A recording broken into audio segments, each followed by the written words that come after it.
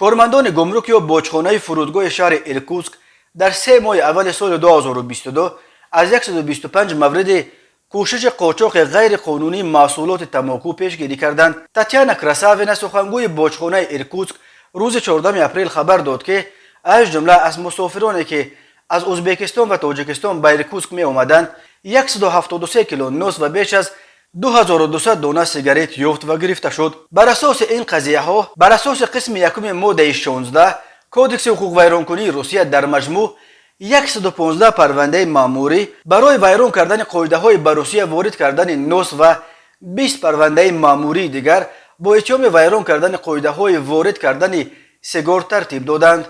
دنیس مخیریوف سردار باجخانه فرودگاه ایرکوتسک در شرح این قضیه گفت هر نوع تنباکو، سیگار و دیگر محصولات تنباکو هنگام وارد کردن از خارج باید حتما اعلامیه کرده شود.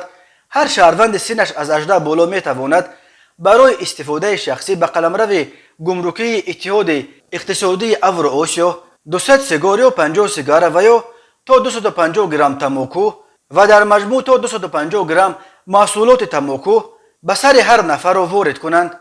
این 173 کیلو نوس و 2200 سیگار از مسافران تاجیک و ازبک یافته شده، با قرار دادگاه مصادره کرده شده، قانون شکنها جریمه بسته شدند. نوس یک نوع تنباکویی است که با علاوه آهک و برخی محصولات دیگر تیار کرده می شود.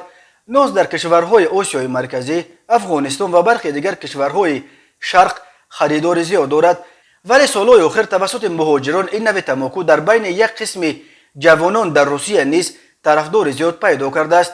ظاهرا بعد دیدن چنین تمایل مقامات روسیه فروش نوس را منع کردند. بر اساس قانونهای نو محصولات تنباکو از جمله نوس به اندازه بیش از 250 گرم برای هر نفر سنش از 18 بالا دیگر مال برای استعمال شخصی حساب نمی شود و وارد کردنش به قلمرو اتحاد اقتصادی اوراسیا منع کرده شده است.